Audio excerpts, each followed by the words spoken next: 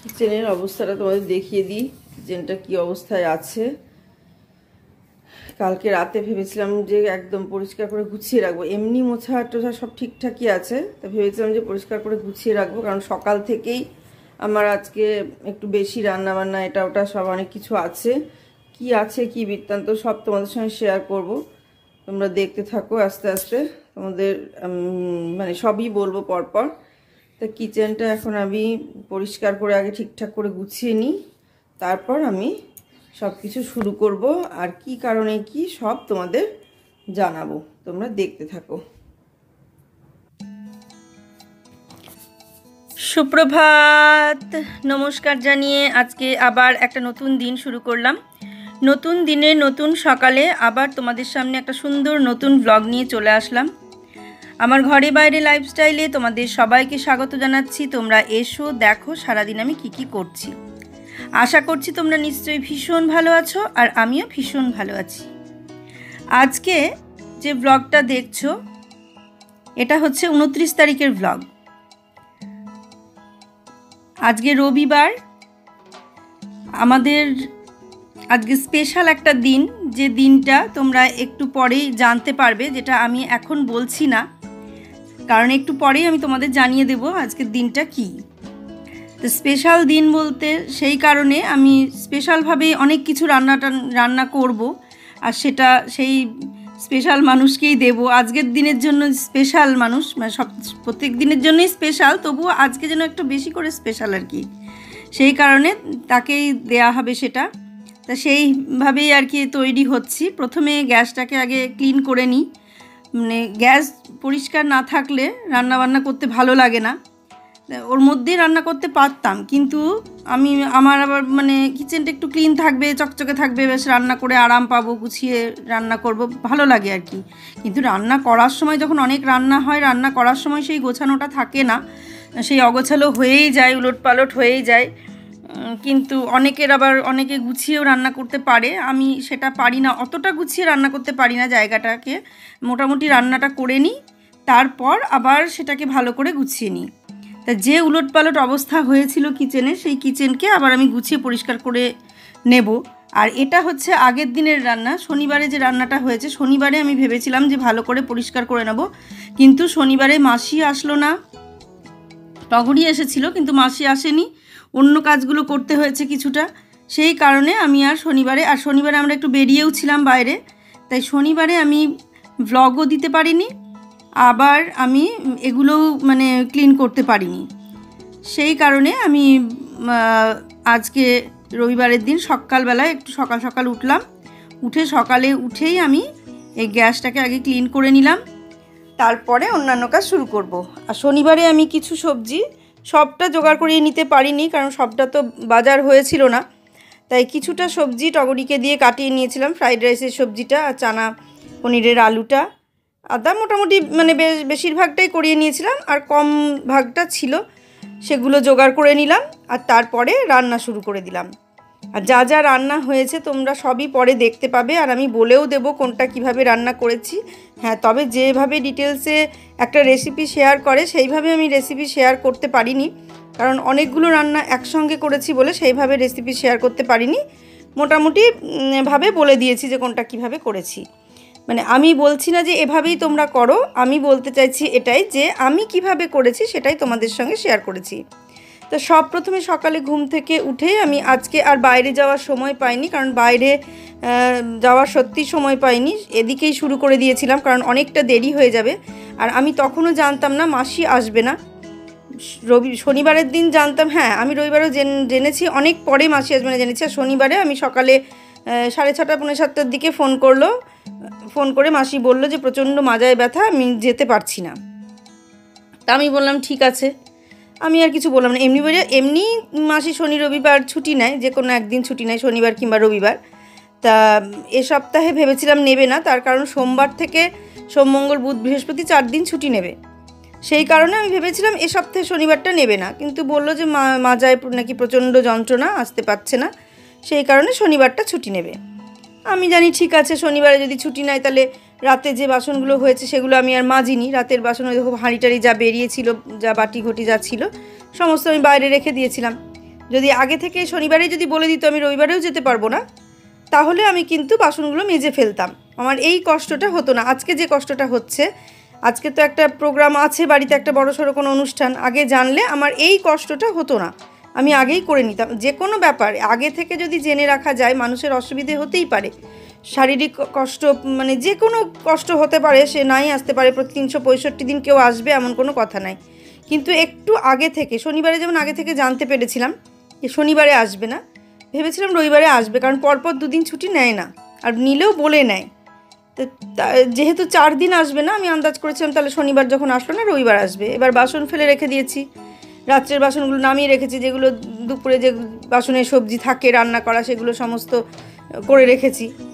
তারপরে আমি রবিবারে যখন সকাল থেকে রান্না করতে করতে এমনিতে 11টা 10-15 নাগাদ চলে আসে, আমি রবিবারে যখন বেলা 12টা বাজছে তখন আমি ফোন করলাম, 12টারও পরে। ফোন কিছুতেই ধরলো না, যথারীতি ফোন না ধরা স্বভাব, যেহেতু ফোন ধরলো না। যখন ফোনটা ধরলো না তখন এটাও আমার আবার মানে খারাপ লাগে যে ফোন কেন ধরলো না, যার মাজা এত যন্ত্রণা সে তো ঘরেই থাকবে, আর তাদের তো প্রচুর ঘর না যে এদিক ওদিক ঘুরে বেড়াচ্ছে, এদিকে ঘরে সে ঘরে আছে, তা না, যেখানে আছে সেখানেই ফোন আছে, তাহলে নিশ্চয়ই সে বাইরে গেছে, ফোনটা কাছে নেই, হয় কাছে নেই না ইচ্ছাকৃত ধরেনি, যে কোনো একটা এই দুটোর মধ্যে। তা যে কোনো কারণেই হোক ফোনটা ধরলো না। তা আমি প্রথমে ভাবলাম হয়তো ইচ্ছা করে ধরছে না, পরে ভাবলাম হয়তো বাইরে গেছে, তখন আবার মাথায় আসলো যদি বাইরেই মাজার যন্ত্রণাই এত হয় তাহলে সে বাইরে যাবে কি করে। এ সমস্ত বিভিন্ন ভাবতে ভাবতে আমি আর ফোন করলাম না, না করে মাসির মেয়েকে ফোন করলাম। মেয়ে ফোনটা ধরে বলল যে আমার মার সঙ্গে কথা হয়নি, কথা বলে তোমাকে ফোন করছি। মায়ের সঙ্গে মেয়ে ফোন করলো, মেয়ের ফোন ধরলো যথারীতি, তারপর আমাকে মেয়েতে ফোন করলো, করে বলল এরকম ব্যাপার, আজকে আসেনি, আসতে পারবে না। তাহলে তোমার মা ফোনটা ধরে না কেন? আমি তো তোমার মাকে খেয়েও ফেলবো না বা জোর করে আমি আসতেও বলবো না। যদি ফোনটা ধরে আমি জেনে নিতাম যে কবে সে আসবে বা আসবে না, আমার তো সুবিধা অসুবিধার একটা ব্যাপার আছে, আমার বাড়িতে একটা কাজ, আমাকে এত কিছু করতে হবে, তাহলে তুমি ফোনটা ধরে বলতে পারতো। তখন বললো ঠিক আছে আমি দেখছি। তারপরে আমি যেই 10-15 মিনিট পরে আবার ফোন করলাম, তখন কিন্তু সে ফোনটা আবার ধরলো, তখন ফোনটা ধরলো। তার মানে হয়তো মেয়ে বলেছে তুমি ফোনটা ধরো, তার আগে হয় ইচ্ছাকৃতভাবে ধরেনি, কোনো একটা ব্যাপারে ধরেনি, এটা আমার ধারণা, হয় ইচ্ছাকৃত নাই বাইরে ছিল। তা মাথায় যদি ব্যথা হবে দেখে নাও বলছি। এবার চাটা খেয়ে নিই, চা খেয়ে তারপরে রান্না শুরু করব, তারপর যা যা হবে সেগুলো সব তোমরা দেখতে পাবে, তাহলে দেখতে থাকো। চা দিয়ে শুরু করে দিই দিনটা, চলো তোমাদের সঙ্গে নিয়ে দিনটা শুরু করলাম আজকে। তারপরে ফোন ধরে বলল যে আমি বুধবার কিংবা বৃহস্পতিবারে যাব। তা আমরা সেটা তো তুমি বলেইছো আগে যাব, তা আজকে যে আসলে না সেটা তো জানিয়ে দেওয়া উচিত ছিল। তখন আর কোনো কথা বলো না, আমি বললাম ঠিক আছে, ফোন রেখে দিলাম, কারণ বলেও আর আসবে না, কিছুতেই কিছু আসবে না, আমার কষ্ট আমাকেই করতে হবে। তা যার কষ্ট তারই, যে কোনো ব্যাপারে।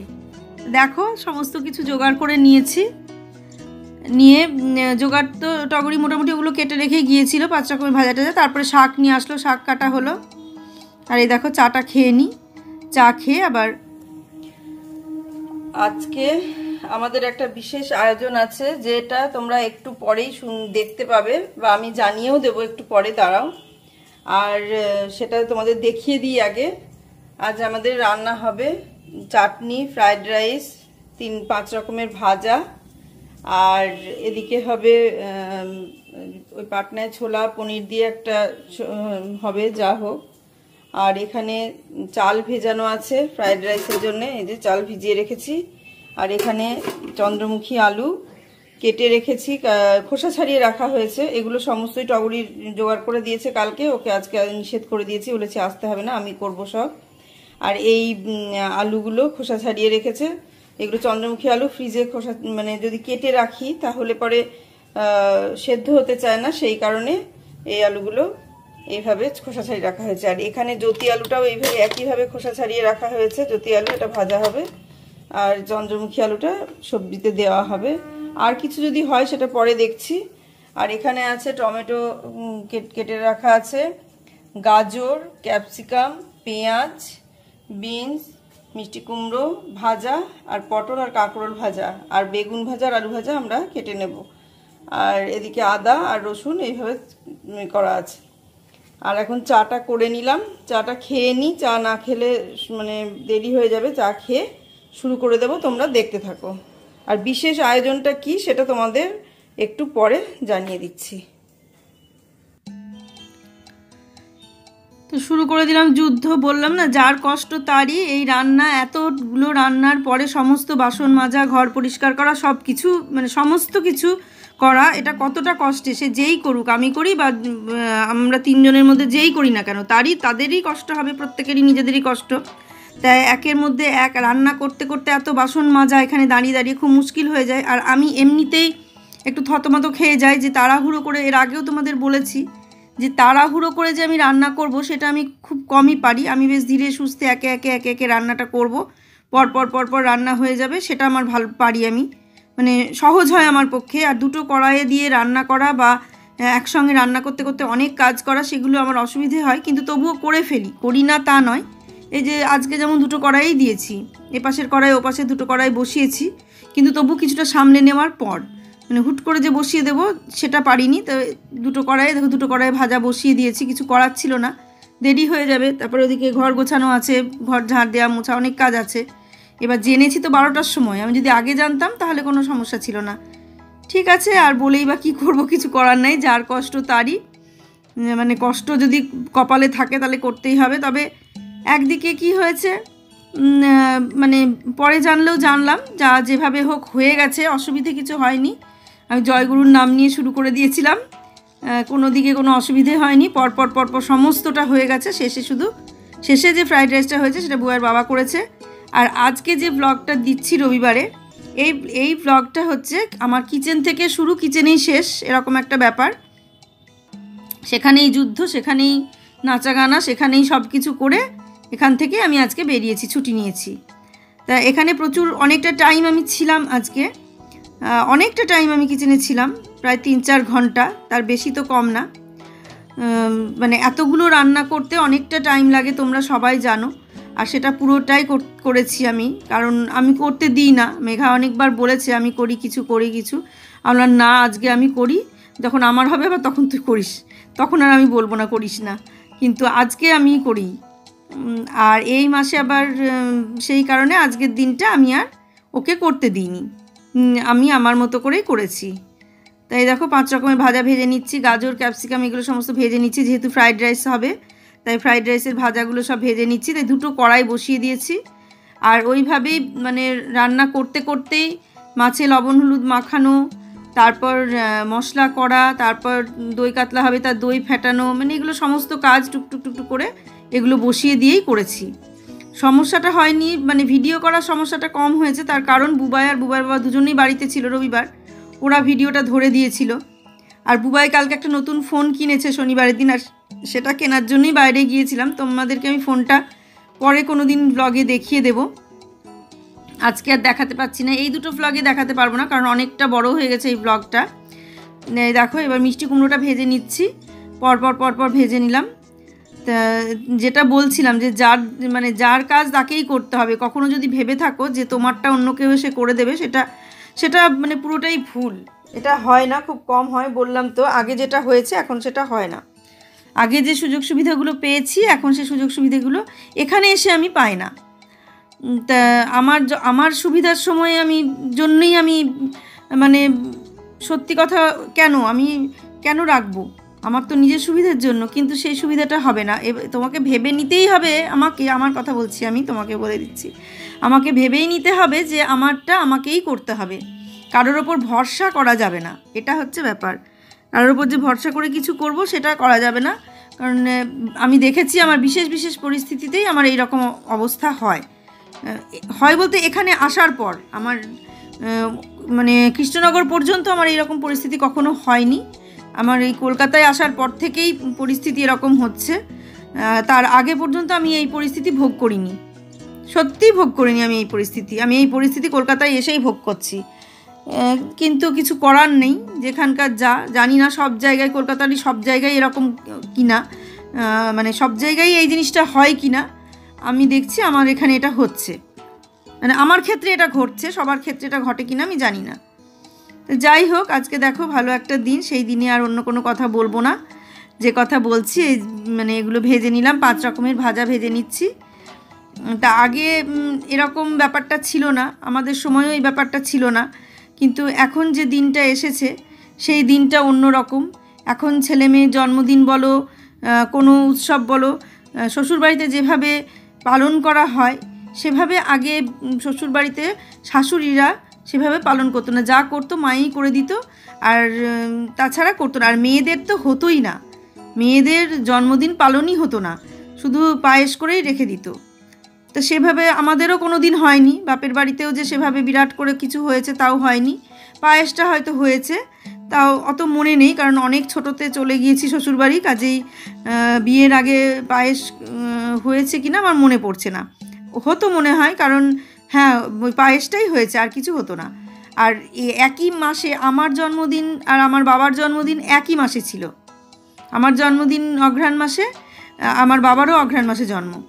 যেহেতু একই মাসে আমাদের দুইজনের জন্ম, তাই বাবার জন্য পায়েস হতো, তাই সেই এতে একই দিনে হয়ে যেত, একই মাসে। আলাদাভাবে যে মেয়েদের জন্য যে আলাদাভাবে একটা কিছু করা, সেটা হতো না, মেয়েদের বলে এগুলো করতে নেই।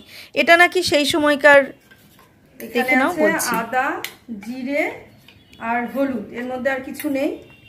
আচ্ছা, আর কড়াইয়ে দিলাম এলাচ, দারচিনি আর তেজপাতা। আর এটার মধ্যে আছে রসুনের পেস্ট, এই যে মাদার্স গার্লিক রসুনের পেস্ট আছে। রসুন মানে ইয়ে করা আছে, কিন্তু রসুনের পেস্টটাই দেব। এটা একটা বাটিতে একটু গুলে নিই।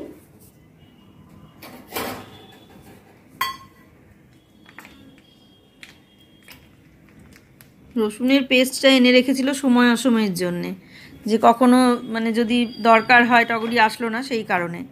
তা আজকে দরকার বেশি, ওই কটা রসুনে হবে না, 4-5 কোয়া রসুন আছে, সেই কারণে ছিল পনিরে, সেই জলটা দিয়েই গুললাম, সেই কারণে ওই রসুনটাই দিলাম। এটা গুলে নিলাম ভালো করে রসুনটা, এটা পেস্টই দিলাম।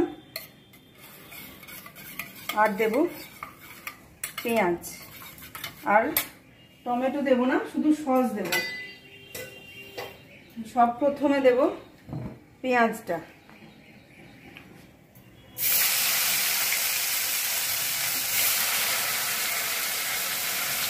এগুলো সমস্ত পেস্ট করলাম, এক্ষুনি করলাম, রান্না করতে করতেই করলাম।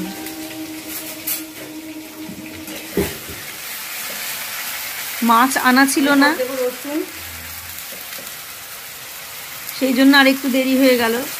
মাছ নিয়ে আসলো, শাক নিয়ে আসলো, এগুলো সব লবণ, হলুদ, জিরে, আদা, এগুলো একসঙ্গে মিক্স করা আছে, দেখলেই তো। ভালো করে কষে নেবো, এর মধ্যে একটু সস দেবো, দিয়ে মশলাটাকে ভালো করে কষবো।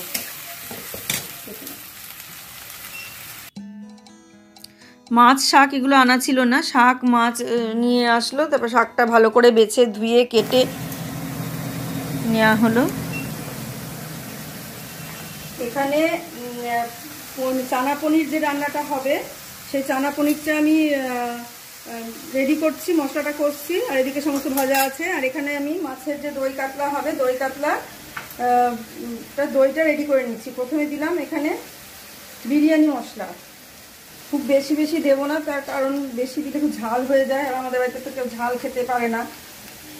আর এখানে দিলাম একটু আলুর দমের মশলা,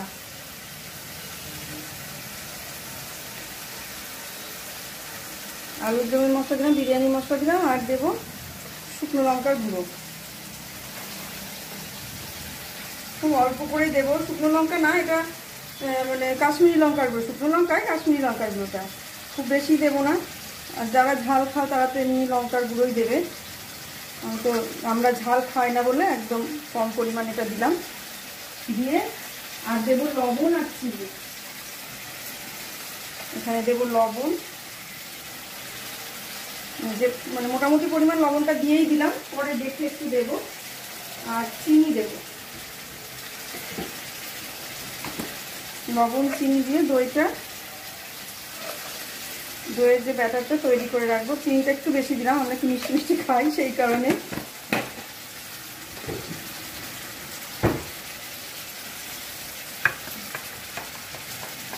তারপর দইয়ের টকটাও থাকে, সেই কারণে চিনিটাও একটু বেশি দিতে হয়। আর মশলাটা দেখো কষে নিচ্ছি। দইটা একটুখানি ভালো করে মিক্স করে নেব, একদম সুন্দর করে নিলাম যাতে একটু দানা না থাকে, গুটি না থাকে। কিন্তু চামচে ভালো ঘোটা হচ্ছে না, কেমন দানা দানা হয়েই থাকছে চামচটাতে।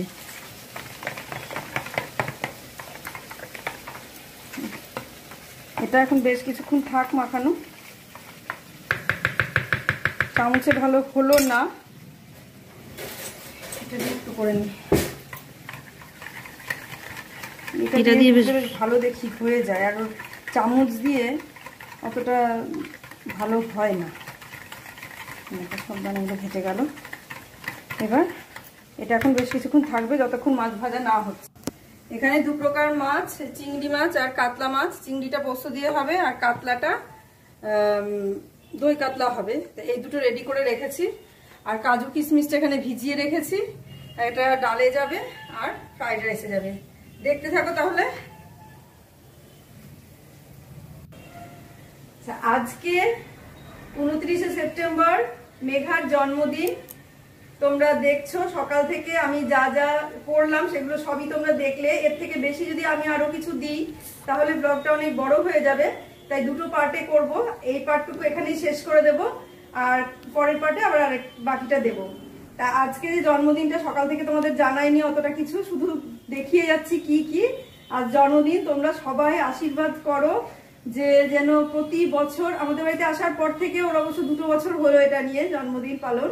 তা তোমরা আশীর্বাদ করো, সবাই আশীর্বাদ করো যে মানে আমি যেন মানে প্রতি বছর এইভাবে সুস্থ শরীরে সবলভাবে ওদের দুজনের জন্মদিন ঠিক এইভাবেই মানে মনে আনন্দ নিয়ে খুশি নিয়ে পালন করতে পারি। আর আমি যেন করতে পারি, যেন মানে খুব সুস্থ থাকি, যাতে আমি যতদিন বাঁচবো ততদিন সুস্থভাবে ওদের মানে জন্মদিনটা, দুজনের জন্মদিনটা এইভাবে যেন পালন করতে পারি। তোমরা এই আশীর্বাদটুকু করো, আর ওকে আশীর্বাদ করো যেন আরো ভালো কিছু হয়, ভালো জীবন কাটে। আর কি বলবো, তাহলে দেখতে থাকো। আজকের ব্লগটা এখানেই শেষ করছি। তোমরা সবাই ভালো থেকো, সুস্থ থেকো, সাবধানে থেকো। পরের দিনে একটা সুন্দর নতুন ব্লগ দেখার অপেক্ষায় থাকো। আর এর পরের পার্টটা দেখার জন্য পরের নোটিফিকেশনটা অন করে দাও। আসছি তাহলে।